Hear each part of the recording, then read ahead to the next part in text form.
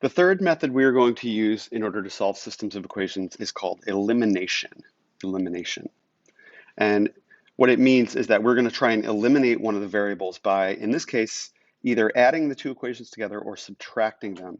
And here's how it works. If you know that A is equal to B, perfectly balanced, and you also know that C is equal to D, then since C is equal to D, you can add C to the left side and D to the right side, and you're adding equal amounts. And that's the addition property of equality. You can add an equal amount to both sides, and it stays balanced if it's already equal. So A plus C equals B plus D. Or you could subtract them. You can also subtract away equal amounts from both sides. That's the subtraction property of equality. And they give it to you written here. I'm going to write it vertically so you can see. If you have 5 plus 1 equal to 6,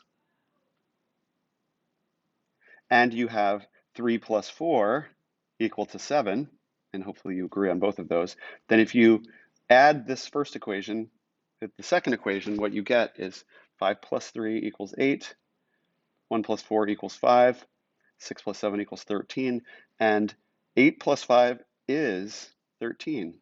True. So you can see how it works. Now you could also have something like this. 8 plus 7 is 15. 6 plus 3 is 9. Those are both true. What if we subtracted away? What if we said we're going to subtract those amounts? So then we have 8 minus 6 is 2. 7 minus 3 is 4. And 15 minus 9 is 6. It's still true. True. So you can add or subtract the equations in order to get another equation that works. And you'll see why that's handy for us in just a moment. So here we have a system of equations. What is the solution of the system? Use elimination. Notice what we have here. We have 5y and we have negative 5y. Those are exact opposite values. And if we were to combine these two equations by adding them together, the y term would go away. That's the big idea. So here we go. It says eliminate one variable. Since the sum of the coefficients of y is 0, positive 5 and negative 5, add the equations, and you will eliminate this y term completely. 2x plus 6x is 8x, and then 17 plus negative 9 is 8. So now you have 8x equals 8, and you can solve for x equals 1. We don't yet know what y is. We only know that x is equal to 1. But since we do know what x is now, we are not dealing with the two-variable equation because x is no longer varying. It's equal to 1. So we substitute it in, and we get 2 plus 5y equals 17. Now we have that equation in a single variable. We subtract 2 from both sides. 5y equals 15. Divide by 5y equals 3. And now you have the solution. Okay, and if you wrote it as an ordered pair, because it is, if you graphed it, you'd see that the lines cross at 1, 3. You're going to want to check them by doing a proof, right? Both original equations and plug in 1 for x and 3 for y into each one and make sure that they work out to be true. Here's your got it problem. You're going to use elimination in order to solve each system. And I'll give you a chance to do that. You're going to want to look for which variable makes sense. If we combine them, what can we get rid of? And these are the first most basic type. Okay, give it a shot, check your answers to be sure, and then come back and check your answers.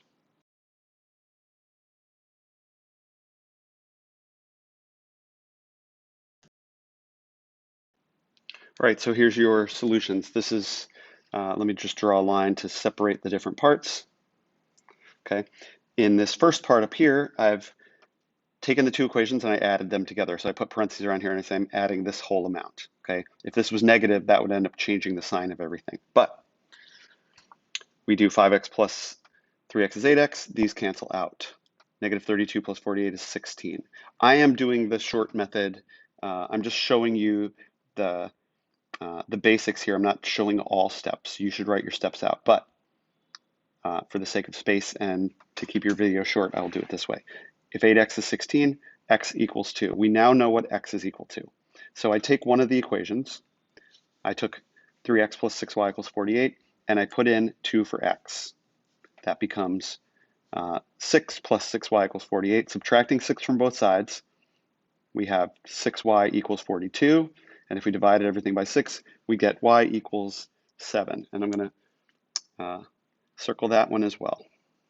Okay. What do we have over here on the right-hand side? This is different equations. By the way, you should be checking these. You should take the two equations and plug them in to be sure that your answer is the correct solution. And let me write the answer here just to be clear.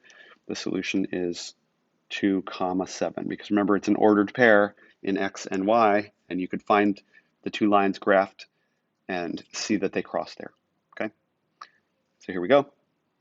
We take this first equation, we add to it the second equation, and negative 3x and 3x disappear. They cancel each other out. They are eliminated.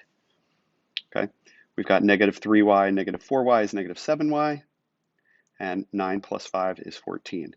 If negative 7y is 14, dividing both sides by negative 7 gives you y equals negative 2. We know what y is. So we take one of the equations, we say 3x minus 4y equals 5, replace y with the negative 2, okay? And when we simplify that out, we get 3x. Here we get negative 4 times negative 2 is positive 8 equals 5. So subtracting 8 from both sides, we've got 5 minus 8 is negative 3. 3x equals negative 3.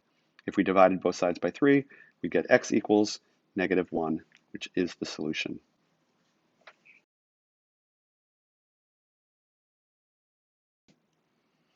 All right, this is a word problem. We're going to need to define the variables. What does x represent? What does y represent? But we'll do that in a second. Let's read it. The theater club sells a total of 101 tickets to its first play. Student tickets cost $1. Adult tickets cost $2.50. The total ticket sales are $164. How many student tickets were sold? When you see the total number of two different things, you can have the two variables added together if the variables represent how many of those you had, and it should equal that. Okay, so then, and then of course you will put the cost of each thing in front of the variable to deal with cost. So if we say A is the number of adult tickets sold and S is the number of student tickets sold, A for adult, S for student, then you can say, I know the total number of tickets is however many adult tickets are sold, because that is the number of tickets sold plus the number of student tickets sold, and that together has to equal the 101 tickets they sold. So A plus S equals 101. Here, total ticket sales, we say the adult tickets cost $2.50, so we put 2.5 in front of A to say that amount of in dollars times the number of tickets we sold. And of course, student tickets are $1, so there's a coefficient of 1 here, 1S, $1 for every student ticket, or 1 times S.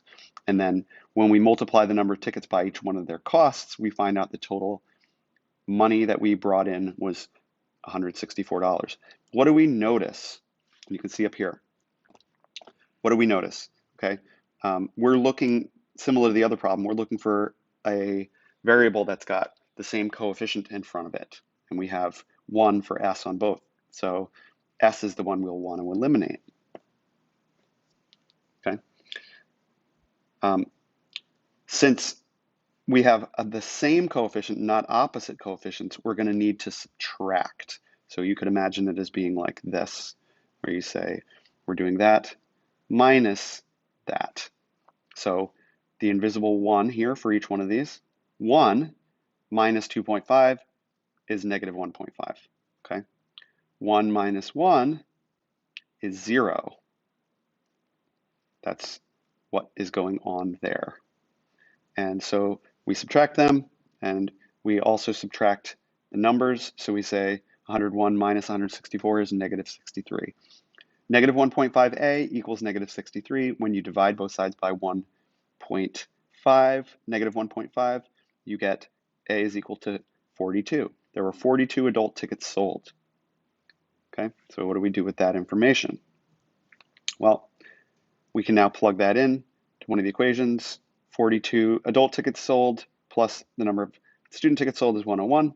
Subtract 42 from both sides, and we find that the number of student tickets sold was 59. And you can check it by plugging those numbers for A and S into both equations and verifying that you get the correct numbers. Okay, so 59 student tickets were sold, and The correct answer is C. Now it says here, how do you check? Well, you can just check by plugging the numbers directly into the equations, and you probably should do that, these equations here.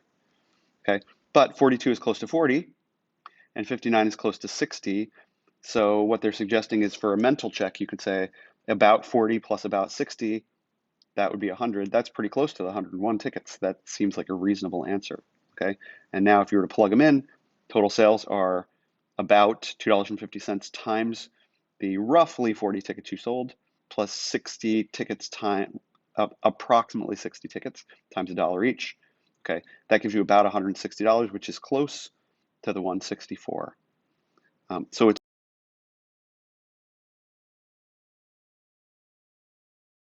so that it's generally a reasonable answer.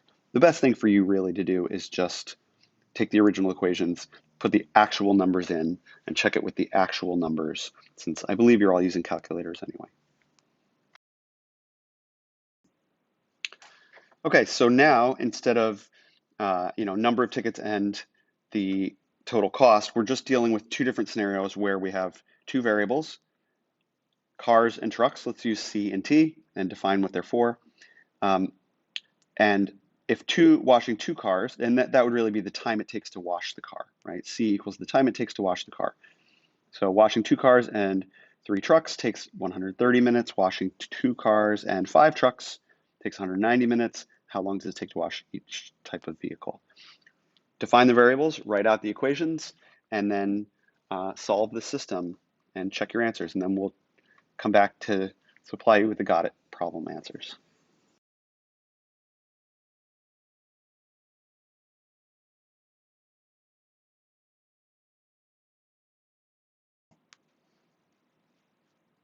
In problems 1 and 2, a variable is eliminated because the sum or difference of its coefficients is 0. They worked out nicely where you just either added or subtracted and one of them disappeared.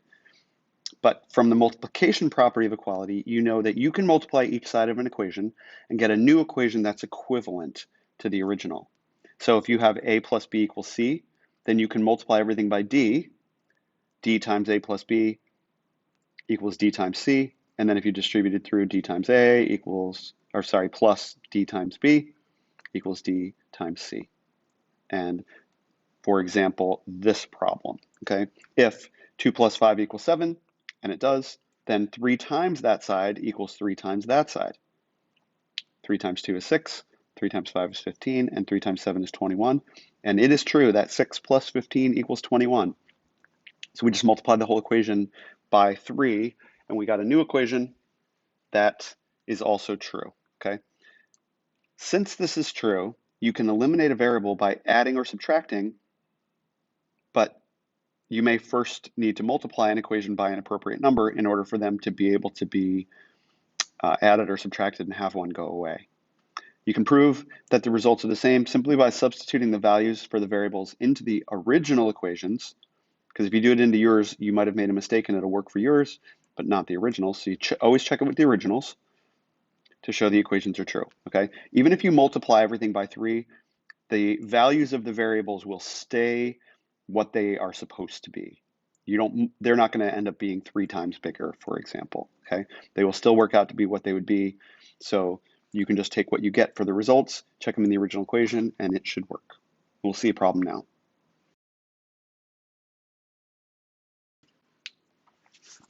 So what are we seeing here? We've got a problem that says, what is the solution to the system? Use elimination. None of the variables have coefficients right now that are either the same or opposite. But we can see this. This one, if we multiplied this equation by 3, everything scaled up by 3, you would get this would be negative 15y, the exact opposite, which would make it convenient because if you multiply this by 3, then you could add this original equation with this multiplied equation and begin to solve this system. You know a system of equations. It can't be solved quickly by graphing or substitution. And we need the solution, so you're going to multiply one or both of the equations because you'll see that sometimes we need to multiply them both. We'll do that after this. By some constant value, the same number on both sides, so that the coefficients of one variable are the same or they're opposites. And if they are opposites, we'll add the equations. If they're the same, we'll subtract them. Then the we eliminate that variable. What does it look like? Here we go. To eliminate one variable, we can multiply this second equation, as I said, by 3. Here's the original set. This one stays what it was, but this one gets multiplied by 3. 7x times 3 is 21x, negative 5y times 3 is negative 15y, and 17 times 3 is 51. Now we've got opposites, and we add them together, the y term disappears. This becomes 19x, this becomes 19. So dividing both by 2, we get x equals 1. We now know what one of the variables is. So now we solve for the variable that got eliminated, which in this case was y. Now we have to solve for y. So what do? We substitute the value of x in to one of the equations. And when we solve it out, subtract 7 from both sides, we get negative 5y equals 10, or y equals negative 2. So we know what the solution is. It is 1, comma, negative 2.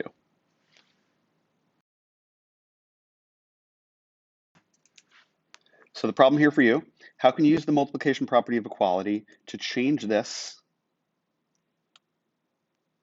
system of equations? Change one of the equations in the system in order to solve it using elimination.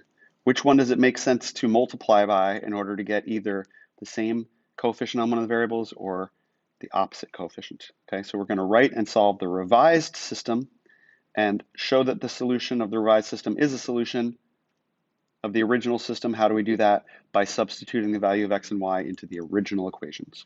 You're going to do that now. This is your got it problem.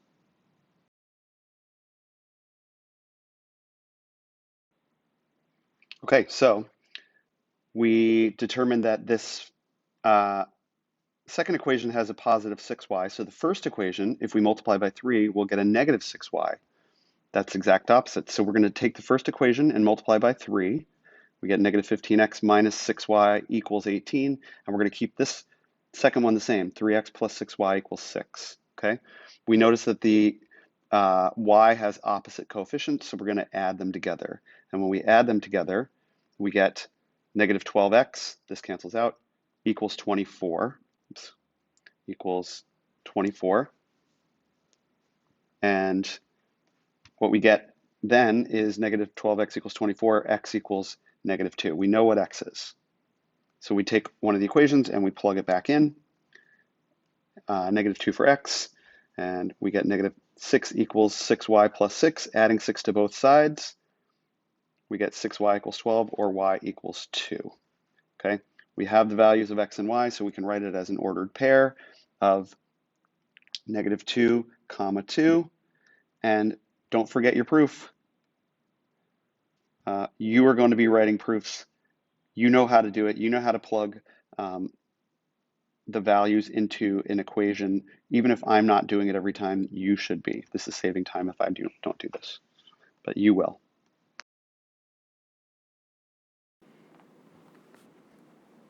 Okay. In this particular situation with these equations for this system, you don't have any one number, any one coefficient that you can just easily multiply and it becomes the same or the opposite of another one of them, okay? We need to multiply both equations in this case, okay? And just so we're clear, okay, what we need to do in order to start this is we need to find the lowest common multiple of the coefficients that we want to eliminate. And then we're going to multiply both equations so that they have the same or opposite coefficients. You're going to see what they're going to choose in this problem. They're going to choose to get the y coefficient the same. Okay, what is the lowest common multiple of 2 and 3? It's 6. So we're going to try and turn this into 6. How do we turn this into 6y? Multiply by 3.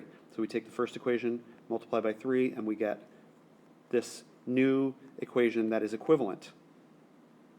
We want this to become 6y. We need to multiply that by 2, so everything gets multiplied by 2. And we get this new equivalent equation where we now have the same coefficient on y. Since they have the same and not opposites, we need to subtract. Okay, because if we added these together, we get 12y. So we need to subtract. 9x minus 8x is x. 6y minus 6y is 0. And 3 minus negative 4 is positive 7. Because remember, subtracting a negative is the same as adding a positive. and you get x equals 7. You've already got one of your variables solved for, okay? So, since we know x is 7, we're saying now the step 2 is to solve for the variable that got eliminated.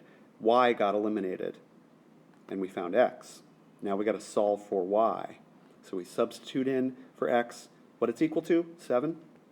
And now we've got an equation with just one variable, and we can solve for that variable, and we find that y is equal to negative 10, or 7 comma negative 10 is the solution. If you were to graph these, you would find the point of intersection right there at the point 7 comma negative 10. Don't forget, you got to do a proof. You always do a proof on the original equations to make sure that you didn't mess up here. If you messed up here and got equivalent equations that weren't actually equivalent because there was a mistake, then these values might work for those equations that you came up with, but they don't work for the originals. And they need to work for the originals, so never check it into the ones that you modified. Always go back to the originals, and you're going to do that. Plug in 7 for x, negative 10 for y, and make sure they both work.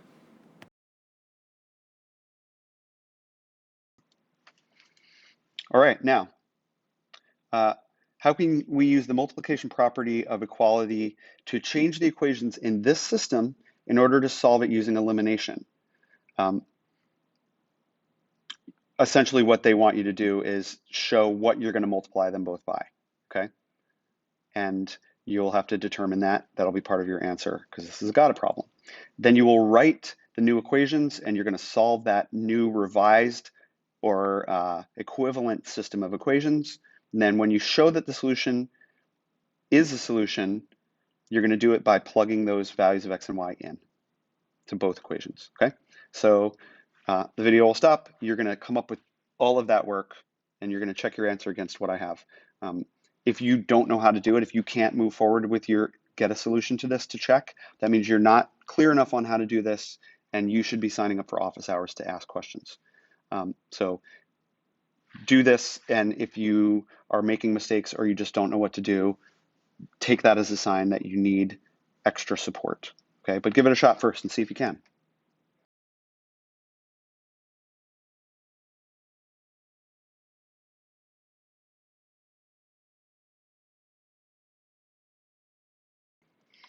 All right, the last bit of this is just showing you that there are, you can be trying to do elimination and you're doing it on one of those special cases where it's either the same line, they call that an identity, right? Or there is no solution because they are parallel lines, okay? So how many solutions does this have? Well, what you do is you try and eliminate one, and what happens is that you get, you multiply this second equation by, let's say, negative 2. Doing that gives you opposites for y, and when you add them together, both of the variables go away. Both of them going away is a key that you're dealing with a special case, okay? And then, is the statement true? If it's true, then it is infinitely many. It's always true. 0 is always equal to 0, no matter which point on the lines you pick, okay? Could you have solved this another way? You could have multiplied the second equation by 2 and then subtracted. They multiplied by negative 2 and then added, okay? Because 0 equals 0 is an identity, that is its identity, 0 is 0, then there's infinitely many solutions, okay? How many solutions does this system have? Well, what happens when you try and combine them? Oops. You will do this got it problem, and you will figure out what goes on after you try this one. So do that, and we'll come back and check it in a second.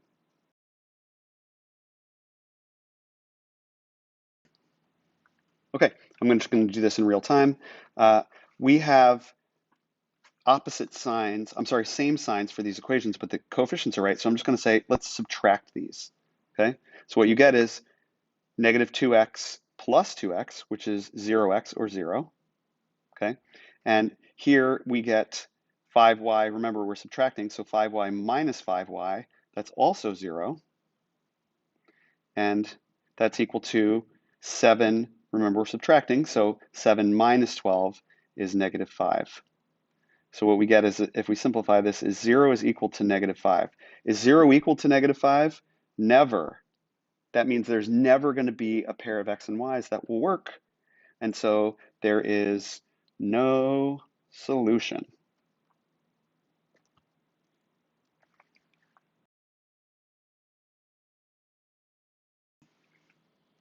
Okay, you're going to try these lesson check problems and see how you do. What we have down here is a little flow chart that's going to help guide you when you're doing these. And this is what it says. It decides which steps you can take when solving. Can I eliminate a variable by adding or subtracting the given equations? If I can just add or subtract and one of them already goes away, then yes, do that. If not, can I multiply one of the equations by some number and then I get either the same or opposite coefficients so that I can add or subtract? If yes, then multiply one of them. If no, multiply both equations by different numbers so that you get either the same coefficient on both and you can subtract, or on one of the variables in both equations, in which case you can subtract, or you get opposite coefficients on one of the variables in the two equations and you can add. Okay, try these guided problems and authentically try them. This is the only way you're going to learn it. So try them, come back after the break and see if you were right.